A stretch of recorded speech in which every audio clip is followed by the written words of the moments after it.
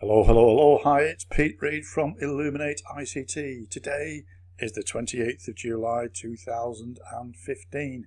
Tomorrow is the 29th when Windows 10 launches. So what we want to do now is to make sure that our computers are ready for that launch.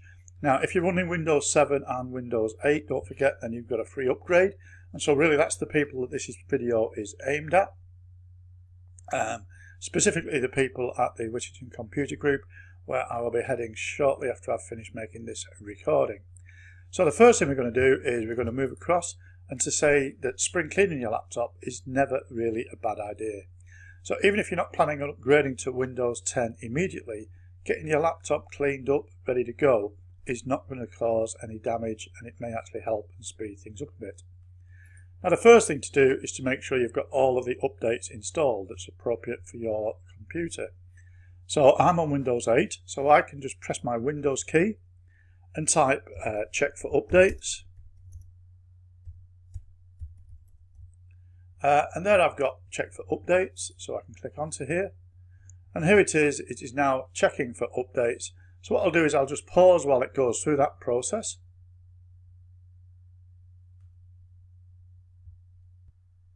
And as you can see, what it's actually saying here is that we're ready to install updates, and there aren't any updates to download automatically, so we can check and see later. But at the moment, there's nothing there ready for me to go to.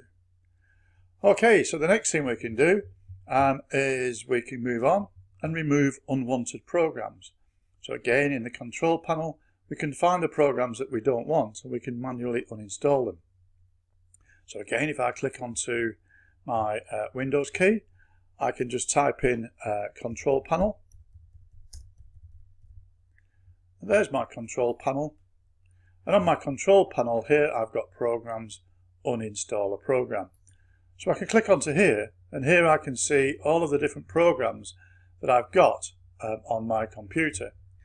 So I'm going to sort them into name order, and I'm just going to wander down that list and see if there's anything that I don't particularly want.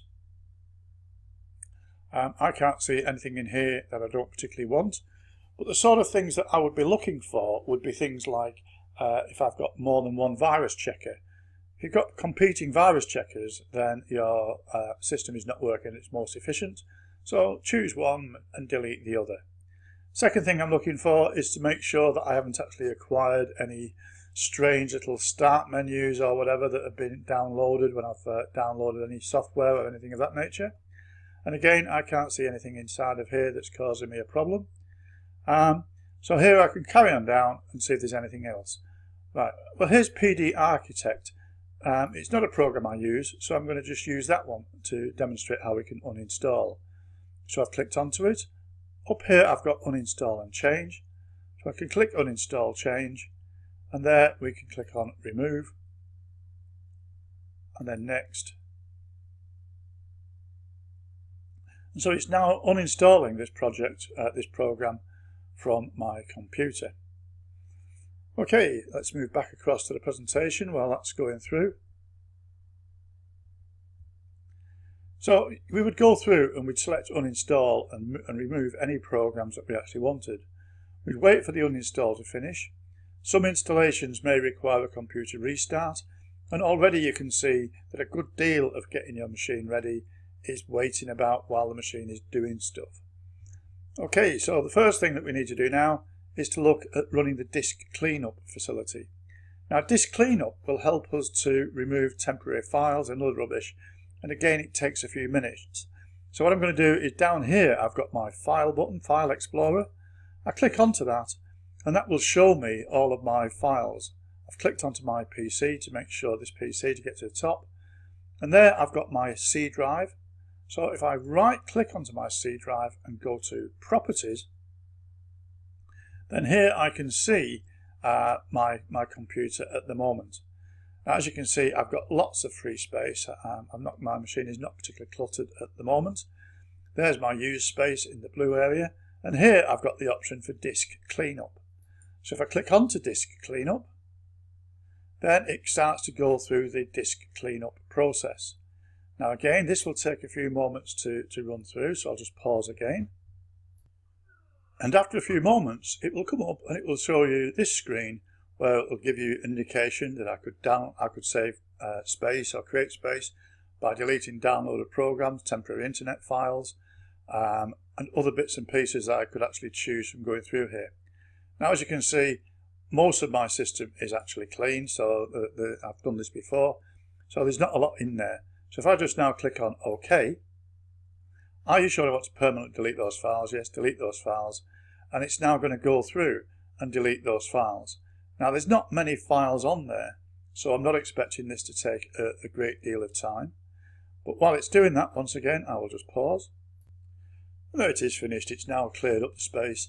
And if we'd actually had a lot of space cleared up, we'd have noticed these numbers change. However, knocking off a few kilobytes isn't going to make a lot of difference to this at all. Okay, so the next thing that we want to look at then is to make sure that our machine has got no viruses or anything else on there.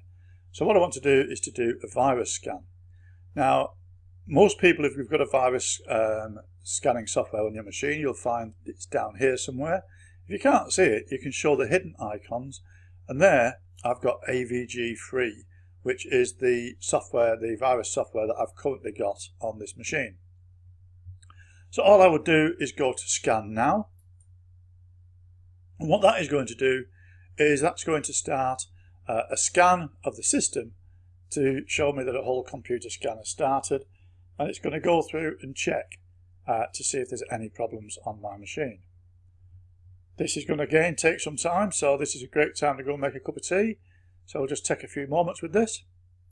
And once again, there it is, no threats detected. So our system is clean and we can carry on and go away and do the next step.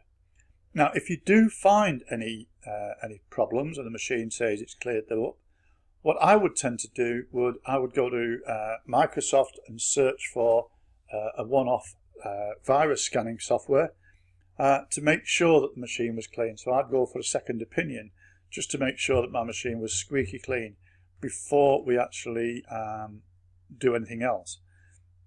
Be wary of installing software from unknown sources. That's why I said Microsoft, because one of the problems with a lot of virus software is it can introduce more programs onto your machine than you actually want. Okay, the next step that I want to do is to defragment the hard drive. Now, a hard drive is laid out in a manner very similar, I suppose, to drawers in a filing cabinet. And so once you've actually got all the information set in the drawers, it's a lot easier to find the information if all the information you want is in the same drawer and is sequential in order. If you've got to keep swapping drawers trying to find the bits of information you want, then it obviously takes longer.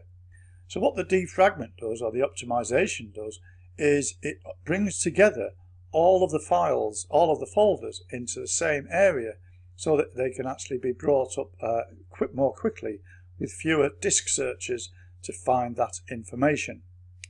Okay, so let's have a look at the defrag. Now the defrag is on the same tool that we saw with our disk cleanup. So if I move across here onto tools, then here I've got the option to optimize. Now my machine is set up to automatically optimize the machines. So here, as you can see, I've got 0%, 0%, 0%, 0%, and then I've got access to another machine, and that's got a 3% fragmentation. But all of my drives are actually free of fragmentation. Now what I could do is start out by analysing my machine to see if there was any problems. So it's now analysing the main drive of my machine. As you can see, it's counting up, it's already at 50%.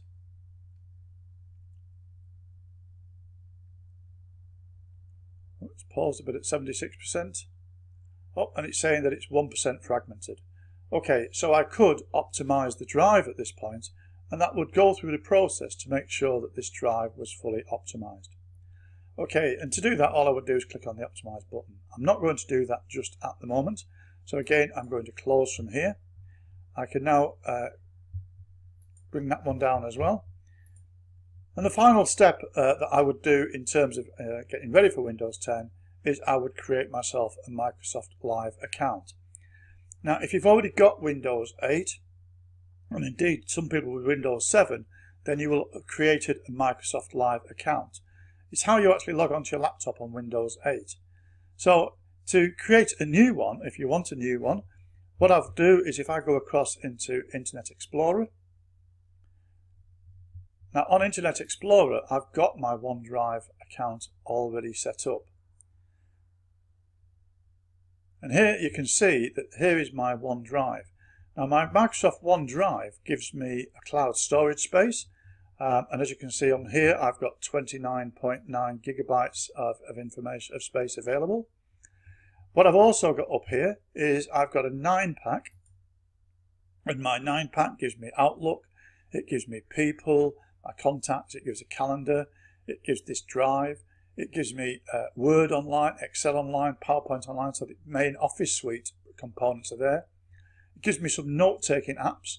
It gives me Sway, which is a way of collating images, videos and notes to form a storyline, a wonderful piece of software. And there I've got access to Office Online. Now when you go in to create yourself one of these accounts, all you need to do is to give it your email address and some additional information so that you can verify that it's actually you that's using the machine. This will become your logon for the new Windows 10 system. So it's a good idea to choose a robust password, but not one that's too difficult to type or one that's too difficult to remember, because you will be typing it a lot. Okay, so that brings us into Windows 10.